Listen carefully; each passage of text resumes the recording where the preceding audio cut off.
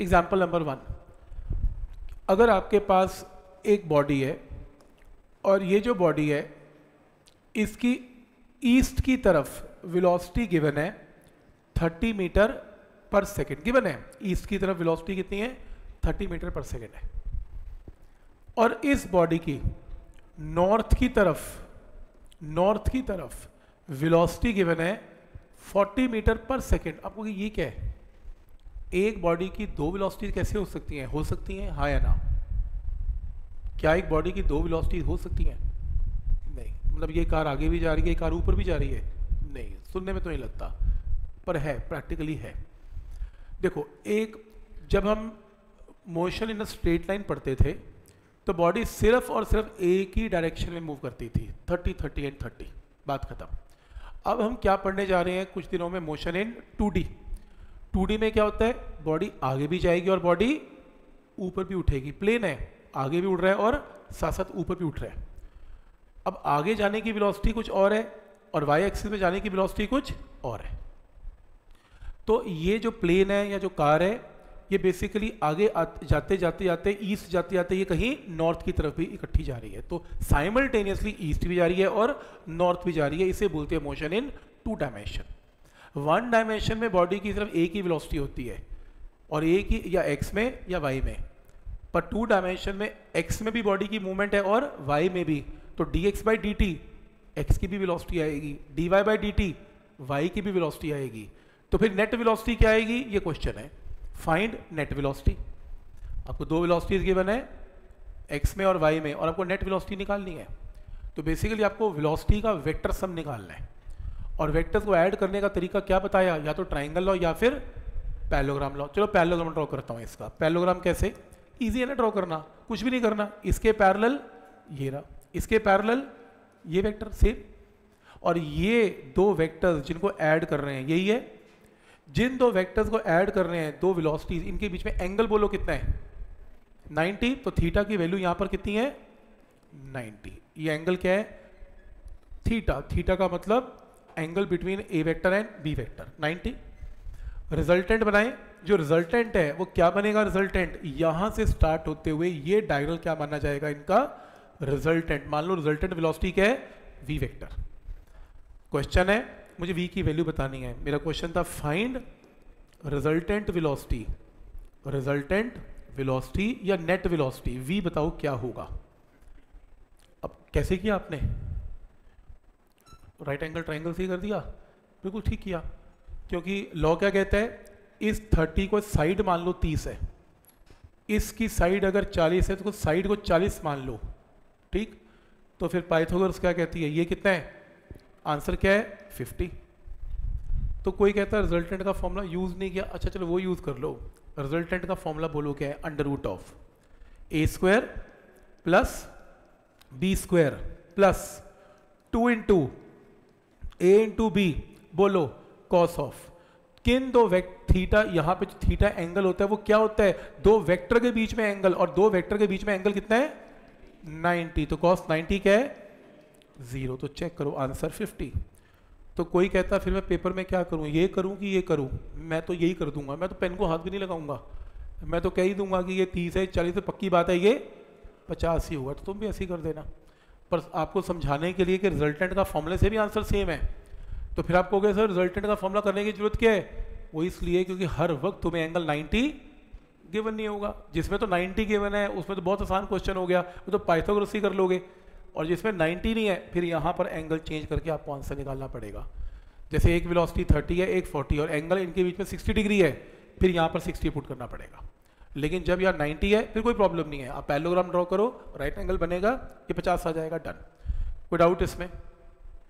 लेकिन किसी ने कहा कि सर ये तो अधूरा क्वेश्चन है, इनकम्प्लीट है। मैंने कहा क्यों? वो कहता आपने वेलोसिटी वेक्टर है, आपने आधी वैल्यू मैग्नीट्यूड निकाला है v का, आपने डायरेक्शन तो निकाली नहीं, तो निकाल लो। डायरेक्शन के लिए बोलो एंगल क्या लेते हैं, रिजल्टेंट का एंगल इसके साथ क्या लेते हैं, बीटा। बीटा। तो कोई कहता है फिर क्या करें, tan बीटा का फॉर्मूला लगा दें। मैंने कहा लगा दो। tan बीटा का फॉर्मूला वो b sin थीटा क्या था, tan ऑफ बीटा का फॉर्मूला क्या था, b इंटू साइन ऑफ यहाँ पर 90, क्योंकि थीटा का मतलब क्या होता है, angle between a vector and b vector, divided by a plus b into cos of 90। तो पर मैंने कहा ये ठीक है, बिल्कुल ठीक है, प्रॉब्लम नहीं है इसमें, पर ये लगाने की जरूरत क्या है? ये तो वैसे ही राइट एंगल बना हुआ है। tan बीटा सीधा बोलो क्या है? tan beta is equal to this 40 divided by 30, क्या आएगा? तो 4/3। तो tan बीटा 4/3। तो पॉइंट समझ में आ रहा है कि जरूरी नहीं है कि यही फॉर्मूले चलेंगे। अगर आपका राइट एंगल ट्राइंगल है फिर आप सिंपल ज्योमेट्री लगा के tan बीटा की वैल्यू निकाल देना, बिल्कुल ठीक है। पर प्रॉब्लम तब है जब ये एंगल 90 नहीं होगा, एंगल 60 होगा, फिर यहां पर 60 पुट करके आंसर निकालना पड़ेगा। ए को ए मानना पड़ेगा, ए को बी मानना पड़ेगा। वो क्वेश्चंस कैसे करने हैं वो अगली क्लास में, इसकी न्यूमेरिकल प्रैक्टिस ही है जिसमें आपको अलग अलग एंगल देके tan बीटा की वैल्यू को सॉल्व करवाऊंगा। पर सबसे आसान क्वेश्चन वो होता है जिसमें एंगल 90 होता है, क्योंकि 90 में कुछ करना ही नहीं है, सीधे दिखता है tan और बीटा इक्वल टू 40/30। अब प्रॉब्लम तब है जब एक स्टूडेंट कहेगा कि सर आगे क्या करना है, क्योंकि tan बीटा 4/3 1.33 है, तो कहता है कि फिर इसकी वैल्यू निकाल लूँ कैसे? अगर tan बीटा 1 होता तो बीटा 45 डिग्री था, अब क्या करूँ? छोड़ दूँ? ऐसे ही छोड़ना ही पड़ेगा। आप ऐसा कर सकते हो, अंडर रूट नहीं, मैथ्स में एक रूल है, tan जो है वो इस तरफ जा सकता है, अकेला बीटा छोड़ दो, इस तरफ जब tan जाएगा उसको बोलते हैं tan इनवर्स। tan इनवर्स इसको बोलते हैं इनवर्स ट्रिग्नोमेट्री, मैथ्स में रूल है इनवर्स ट्रिग्नोमेट्री। तो जब tan यहां जाता है तो ये tan इनवर्स 4/3 हो जाता है और आप अपना आंसर ऐसे ही छोड़ के आएंगे। कब? जब आपको एंगल्स की नॉलेज नहीं होगी, तो कोई लॉग टेबल या ट्रिग्नोमेट्रिक टेबल मांगने की जरूरत नहीं है, ऐसे ही लिख देना बीटा इज tan इनवर्स 4/3। जैसे मान लो आपको साइन थीटा की वैल्यू मान लो क्वेश्चन में गिवन है 0.7, अब ये तो आता नहीं सॉल्व करना, तो मैथ्स में सिखाया जाता है इसको लिख दो साइन इनवर्स 0.7, डन, बस ये थीटा आ गया। तो कई बार आपके आंसर्स और आपकी किताबें भी ऐसी लिखती हैं, अदरवाइज मुझे एंगल ढूंढने पड़ेंगे और एंगल ढूंढने तो बहुत ही मुश्किल काम है, क्योंकि फिर मेरे को कैलकुलेटर या टेबल देखने पड़ते हैं, ऐसा क्वेश्चन नहीं आता। बट समझ में आ रहा है कि रूल क्या है, इसको कैसे सॉल्व करना है। ठीक, जैसे ये क्वेश्चन की जगह मान लो एक और क्वेश्चन पूछा जाता है कि सपोज आपके पास दो वेक्टर्स हैं, एक ए और एक बी, और इन दोनों को ऐड करके रिजल्टेंट आ रहा है कितना? आर। इन दोनों वेक्टर्स को ऐड करके रिजल्टेंट आ रहा है आर, लेकिन जो मैग्नीट्यूड ए वेक्टर और बी वेक्टर को ऐड करके क्या आ रहा है? R vector. तो आर वेक्टर रिजल्टेंट का मतलब ए वेक्टर पर बी वेक्टर है। अगर ए वेक्टर का मैग्नीट्यूड लें वो ए है, बी वेक्टर का मैग्नीट्यूड क्या है? बी है, और आर वेक्टर का मैग्नीट्यूड क्या है? आर है। क्वेश्चन में गिवन है कि ए बी और आर तीनों बराबर है। क्वेश्चन में गिवन है कि जो ए की वैल्यू है वही बी की वैल्यू है, यानी कि दो वेक्टर जिनको मैं ऐड कर रहा हूं उनकी वैल्यू बराबर है, और उनको ऐड करने के बाद रिजल्टेंट आंसर भी एग्जैक्टली क्या आ गया? सेम आ गया, जो कि ए और बी के इक्वल है। तो आर ए और बी इक्वल है, तो बताओ ऐसा कब होगा? एंगल बताओ थीटा क्या होगा? नहीं,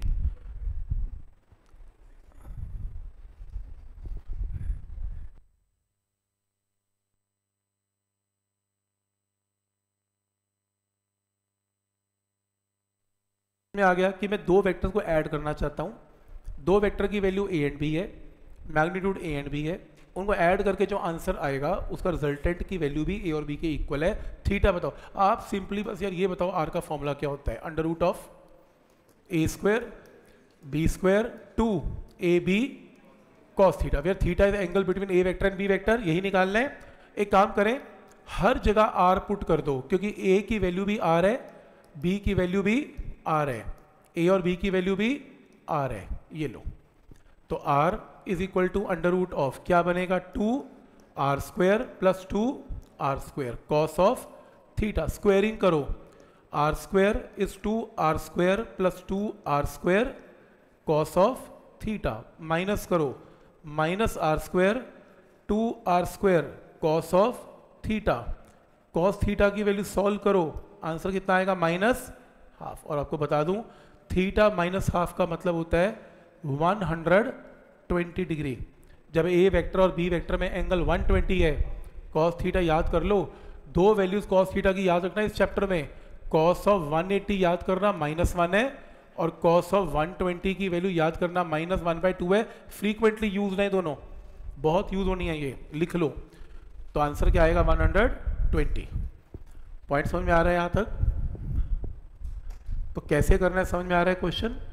कि अगर आर की वैल्यू ए और बी के इक्वल है तो आर के फॉर्मूले में हर जगह आर आर आर पुट कर दें, क्योंकि बी भी आ रहा है ए भी आ रहा है, तो वहाँ से कॉस थीटा से थीटा की वैल्यू कैन बी कैलकुलेटेड।